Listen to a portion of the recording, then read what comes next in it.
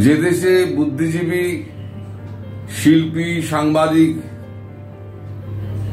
হেনস্থা হয়, জেলে যায়, সে দেশের কিন্তু সরকার পড়ে যাবেই।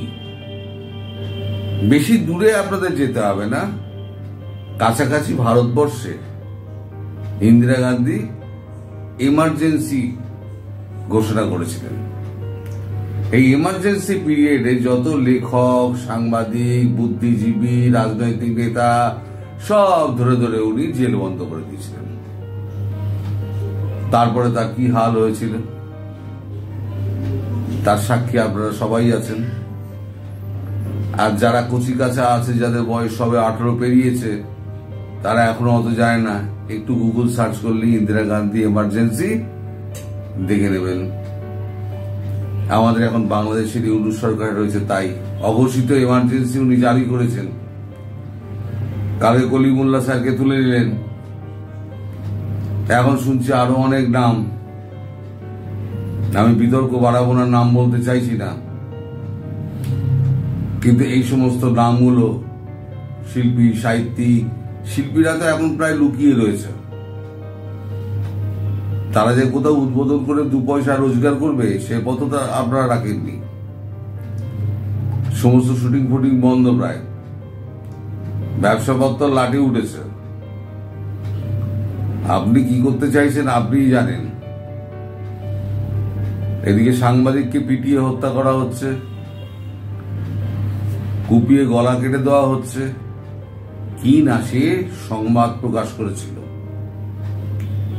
একটা চাঁদাবাজির বিএনপি, সে তো চাঁদাবাজ সবাই জানে, সেই চাঁদাবাজদের খবর প্রকাশ করেছিল, তাকে মেরে গলা কেটে তাকে খুন করা হয়েছে।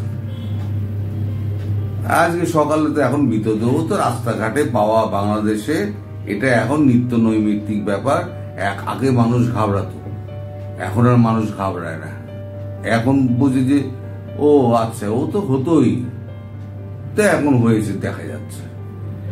মৃত্যু এখন প্রতিনিয়ত ঘটনা, জেল যাত্রা প্রতিনিয়ত ঘটনা, নারী ধর্ষণ প্রতিনিয়ত ঘটনা, মেরে ঝুলিয়ে দেওয়া প্রতিনিয়ত ঘটনা। আপনার এই যে সংস্কার পদ্ধতি আছে না ডক্টর ইউনূস, এই সংস্কার আপনি একটা নিষ্পাপ, একেবারে শিশুর মতো হাসি নিয়ে, আপনি যদিও এখন না সে হাসিটা এসে দেখা যায় না, কিন্তু হাসি নিয়ে আপনি একটা নিষ্পাপ মুখের একটা চেহারা করে রেখে দেন। কিন্তু তার পেছনে যে নেগড়েটা রয়েছে, সেই নেগড়েটাই কিন্তু বাংলাদেশের মানুষ চিনে গেছে। আপনার যে সংস্কার পদ্ধতি না, আপনার এই সংস্কার পদ্ধতি কিন্তু স্থির হচ্ছে কিন্তু অন্য জায়গায়। কারণ একদিকে পাকিস্তান, আপনার বড় মিয়া, আর আপনি হলেন ছোট মিয়া বাংলাদেশ।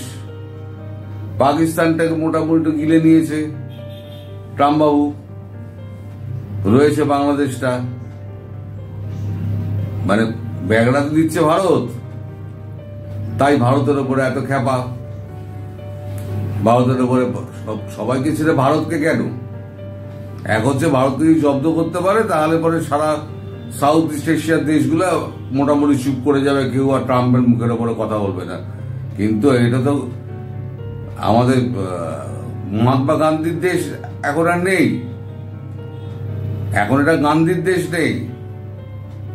2014 থেকে এই দেশ বদলে গেছে, এটা হচ্ছে নরেন্দ্র মোদীর দেশ। এক গালে চড় মারলে গান্ধীর মতো আরেক গাল বাড়িয়ে দেবে না, উল্টো গালে ঠাস ঠাস করে একটার বদলে 4টে চড় মারতে হবে। একটা সিনেমার নাম মনে পড়ছে অগ্নিশ্বর, উত্তম কুমার ছিলেন নায়ক, অসাধারণ অভিনয় করেছিলেন, সেখানে ডাক্তার হয়েছিলেন। তা প্রেসক্রিপশনে লিখেছেন 2 দাগ করে ওষুধ খেতে হবে। তা বাড়ির যে কর্তা সে বলছে 1 দাগে কাজ হবে না ডাক্তারবাবু, আপনি 2 দাগ দিচ্ছেন। তখন ডাক্তারবাবু বলছেন, উত্তম কুমার, আপনার গালে ঠাস ঠাস করে 4টে চড় মারা দরকার, দুটো চর মারলে কাজ হবে? তা আপনার গালেও ওরকম ঠাস ঠাস করে চর পড়বে, তার ব্যবস্থা হচ্ছে। কারণ বাংলাদেশ জিওপলিটিক্যালি এই সব কটা দেশের কাছে কিন্তু অত্যন্ত গুরুত্বপূর্ণ। যেমন পাকিস্তানের ভূখণ্ড গুরুত্বপূর্ণ, তেমনি বাংলাদেশের ভূখণ্ড গুরুত্বপূর্ণ। সেটা রাশিয়ার কাছে গুরুত্বপূর্ণ, সেটা ভারতের কাছে গুরুত্বপূর্ণ, চীনের কাছে গুরুত্বপূর্ণ, সবার কাছে গুরুত্বপূর্ণ, ইরানের কাছেও গুরুত্বপূর্ণ। কিন্তু আপনি দেশটাকে যে একেবারে পার্সেল করে একেবারে ট্রাম্পের হাতে আপনি তুলে দিচ্ছেন, সেটা তো ভারতবর্ষ এবং অন্যান্য দেশ দেখবে না চুপ করে। এবং ওই আমি বলেছিলাম না যে বাপকে মারতে হলে বেটাকে ঠেঙা, তা বেটার হচ্ছে মাথাটাকে আগে চুলের মুঠি ধর। চুলের মুঠি কে? চুলের মুঠি হচ্ছে আপনি।